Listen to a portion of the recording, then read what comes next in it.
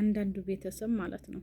ማሻአላ በጣም ደስ ይላል። ፈላ እንግዲህ ልጇን ሄሎን ተቆጥታ ናሁምን ተቆጥታ ይዛው ውብዬ ጋር ሄደች ለማስታረቅ ማለት ነው። ናሁም ፈርቶ ቁጭ አለ።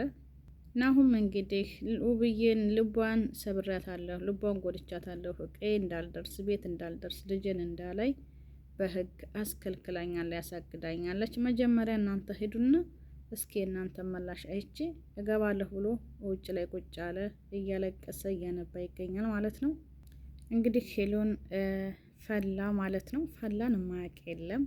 በጣም ተቆጥታ እንደ እናትነቷ ውብዬንም እንደ እናት ተቆጥታ ማሻአላ መልካም ቤተሰብ ያለው ሰው እንደዚህ በየሄደበት ደስ ይላል፣ ያኮራል ማለት ነው። ልጇን ተቆጥታ ይቅርታ ጠይቂ ውብዬን፣ ልቧ ተሰብሯል፣ ውብዬ ተጎርታለች ብላ እንግዲህ ይዛ ሄደች ሄሎን ማለት ነው። ውብዬ እንግዲህ ሁነን ለመናገር በጣም ልቧ ስለተጎዳ ልቧ ስለተሰበረ አሁን ምን አገኛችሁ? ጥላችሁኝ የባዶ ቤት ሄዳችሁ አልነበረም ወይ?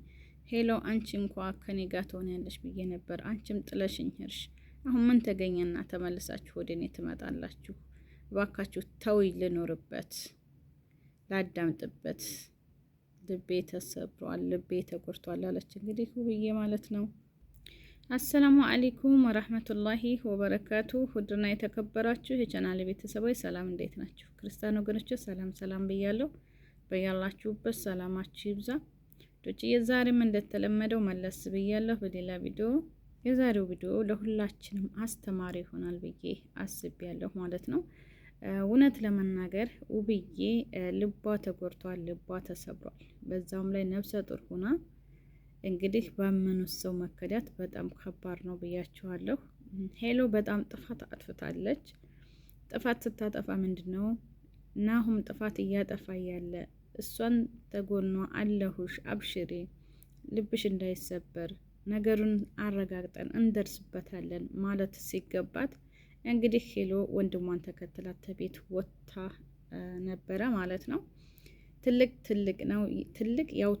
ነው ማለት ነው። ማሻአላ እንደዚህ መልካም ቤተሰብ ያላችሁ ሰዎች ማሻአላ ብያለሁ። ፈላ እድሜያችን ረጅም ያድርገው። እንደዚህ አይነቶቹን ሰዎች አላህ ያብዛልን ማለት ነው። አንዳንዱ ሰው ለማጣላትና ለማራራቅ ይሮጣል እንጂ እንደዚህ እውነታውን ፍርቅጥ አድርጎ ሰው ለማገናኘትና ለማስታረቅ አይቸኩልም ማለት ነው። እውነት ለመናገር በጣም ደስ ብሎኛል ፈላ ባደረገችው ድርጊት። ማሻአላ ተባረካላ በጣም ደስ ብሎኛል ማለት ነው። መልካም ሴት ናት እናታችን ማለት ነው። እንግዲህ ውብዬ ሄሎ ምትባል ናሁም የሚባል ባለቤት የለኝም፣ እህቱንም ውብዬ ሁላቸውንም ተቤት እንግዲህ አስወጥታቸው ትገኛለች ማለት ነው። እሷ ያለችው እንግዲህ አዲስ አበባ ነው።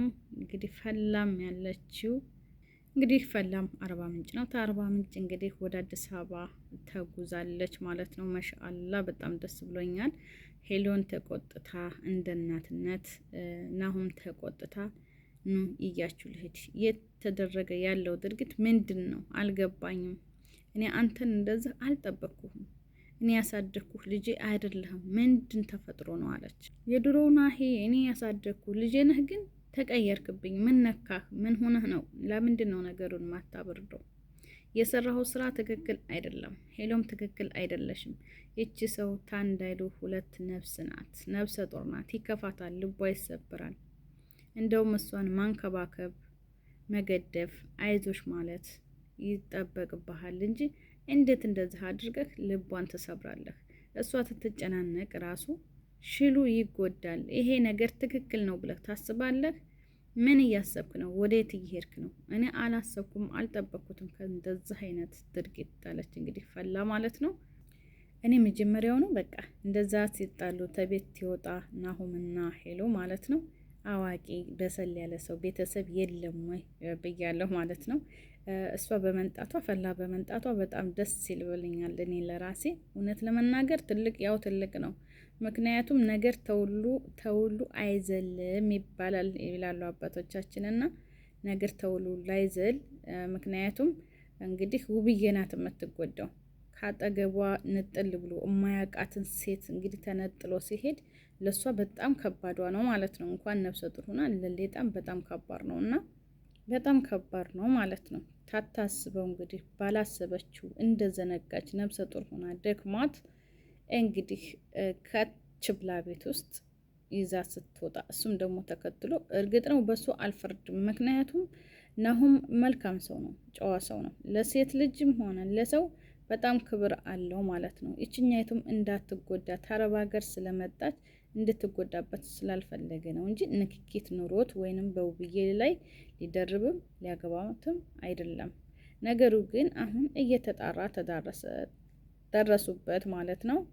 ሄሎ ምን አለች እንግዲህ፣ እኔ ውብዬ አንቺ መጀመሪያ እኮ ለአንቺ ነበር እያበርኩ ያለሁት፣ ግን አንቺ ጠርግ በይ፣ አንቺም ተቤቴ ውጡልኝ፣ እናንተ ማየት አልፈልግም ስትኝ ግራ ገባኝ። እኔ ደግሞ ናሁም ተከትዬ ሄድኩት አንቺን ጠልቼ ታይሆን ነገሩን ለማስረጋገጥ እና ነገሩን ለማጣራት ነው። ግን አንቺ አልተረዳሽኝም። ለናሁም ያገዝኩ ያበርኩ መስሎሽ እንደዚህ ኮንሽ። እርግጥ ነው ጎድቼሻለሁ፣ ልብሽን ሰብረሻለሁ። በጣም ይቅርታ አድርግልኝ። እንደ እህቴ እንደ ትልቅ እህቴ ትመክርኛለሽ፣ ታንከባክብኛለሽ። ላንቺ ይሄ አይገባሽም ነበር። ጥፋተኛ ነኝ። አሁንም ቢሆን ይቅርታ አድርግልኝ ለፈጣሪ ብለሽ ብለ እንግዲህ ሄሎ ተጎናብሳ እናቷን ይዛ ማለት ነው። ፈላን እንግዲህ አስታርቆኝ ጥፋቴ ነው አለች። ውብዬ ልቧ ተሰሯል። በፍጹም አላደርገውም። አንቺንና ሄሎንና ናሁም በአይኔ ማየት አልፈልግም። ሁለታችሁም እንዴት የማያውቃትን ሴት የልጆቹን እናት አርግፉ። እንዴት ታንድ አይሎ ሁለተኛ ልጅ እየመጣ ነው።